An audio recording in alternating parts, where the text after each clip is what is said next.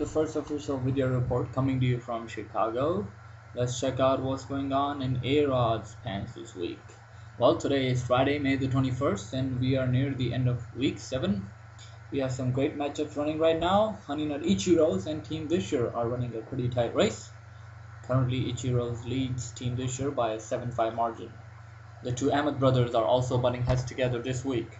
The score seems pretty evened out, but looks like Team Sato might have locked in the pitching department.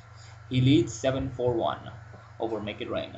In a surprising story, Team Ali is threatening to do a comeback, currently crushing Chicago Sox run by a score of 9-1-2. And lastly, Dallas IT-Bone tries to play catch-up as he plays I Still Love Steroids, who currently leads 7-5-0.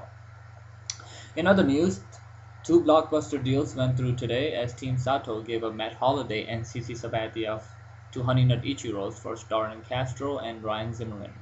The other trade also involving Team Sato. This time he gave up Vernon Walls and Francisco Liriano for Zach Greinke and Garrett Jones. Alright folks, now let's move on to some very important news.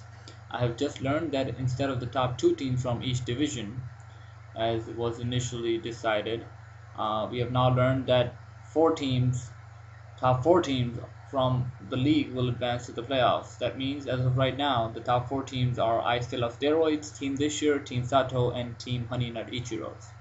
Even though Make It Rain holds second position in Where My Pitch Is At division, he is not in the top 4.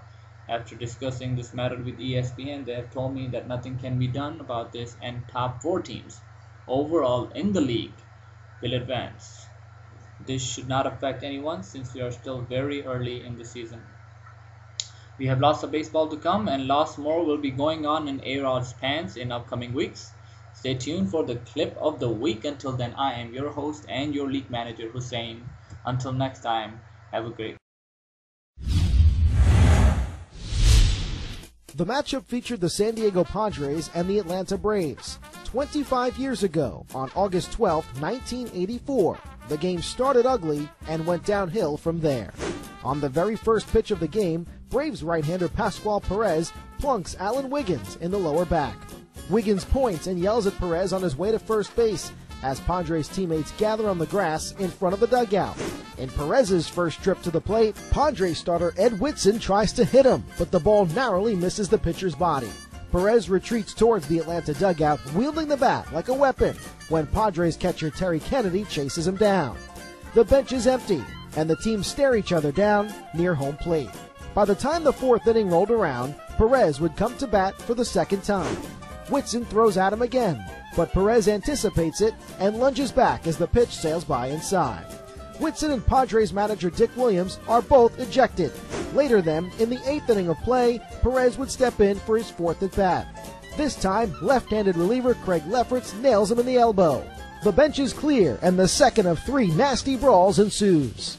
At one point, the Padres champ Summers makes a break for Perez, who's being guarded in the dugout. Summers' path is blocked by Braves slugger Bob Horner, who came down to the field despite being on the disabled list with a broken wrist.